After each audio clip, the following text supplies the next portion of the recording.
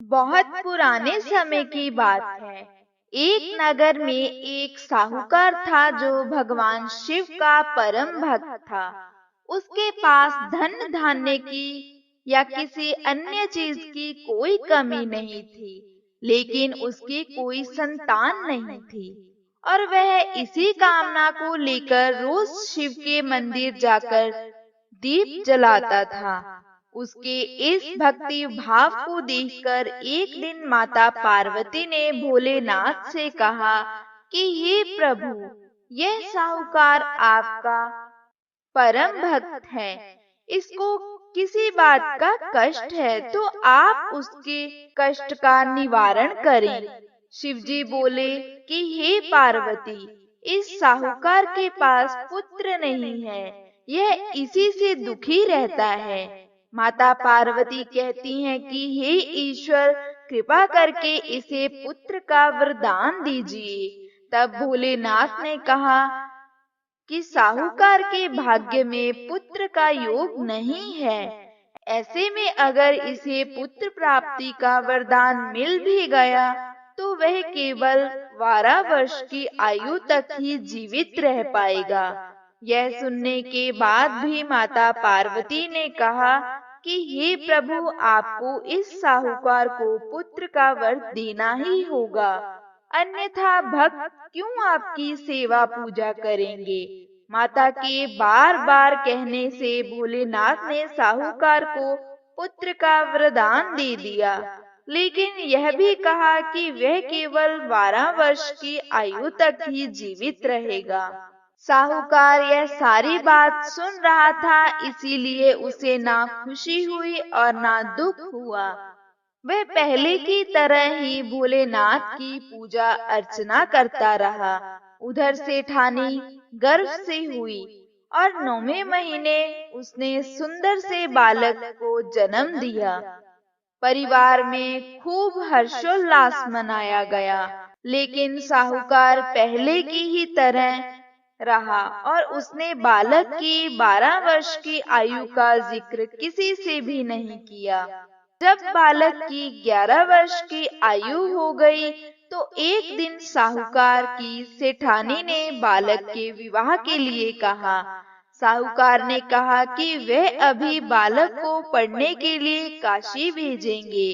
इसके बाद उसकी बालक के मामा जी को बुलाया गया और कहा कि इसे काशी पढ़ने के लिए ले जाओ और रास्ते में जिस भी स्थान पर रुकना वहाँ यज्ञ करते और ब्राह्मणों को भोजन करवाते हुए आगे बढ़ना।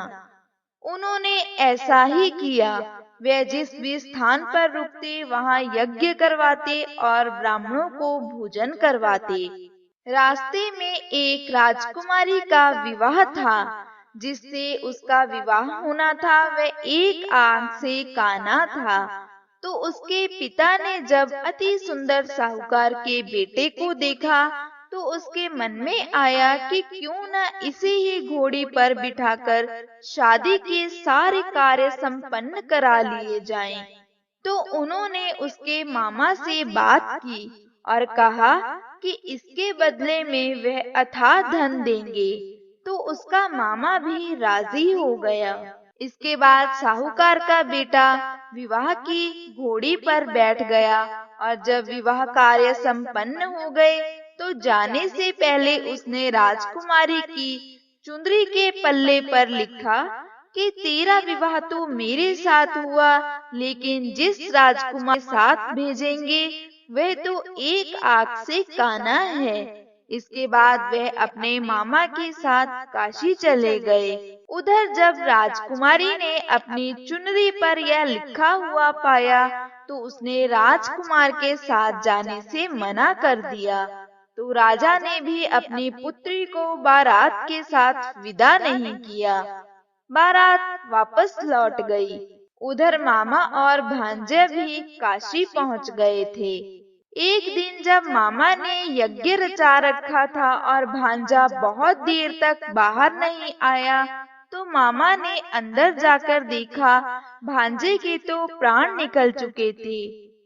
वे बहुत परेशान हुए, लेकिन सोचा कि अभी रोना पीटना मचाया तो ब्राह्मण चले जाएंगे और यज्ञ का कार्य अधूरा रह जाएगा। जब यज्ञ संपन्न हुआ तो मामा ने रोना पीटना शुरू किया।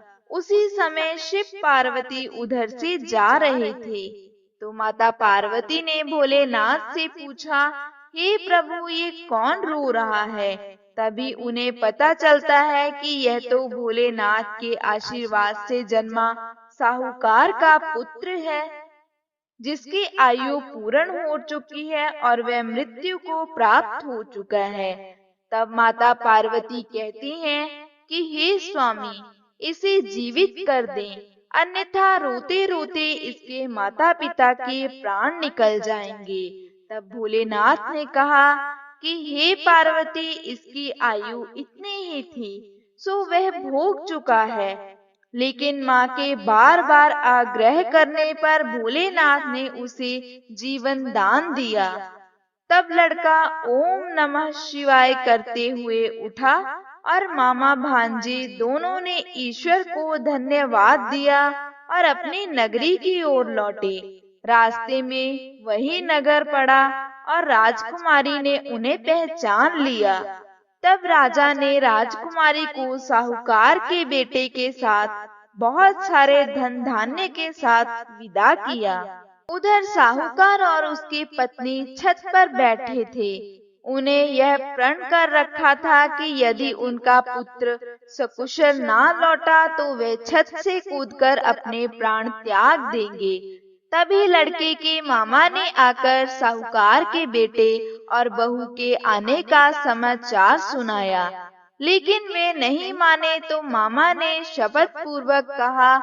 तब तो दोनों को विश्वास हो गया और दोनों ने अपने बेटे बहू का स्वागत किया। उसी रात साहूकार को स्वप्न में भोलेनाथ ने दर्शन दिए और कहा कि तुम्हारे पूजन से मैं प्रसन्न हुआ।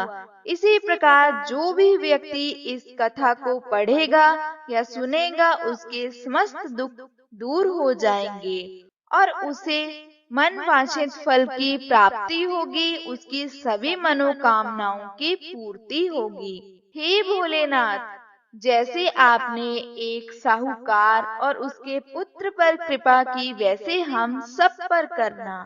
कथा सुनने वाले का भी भला और कथा सुनाने वाले का भी भला।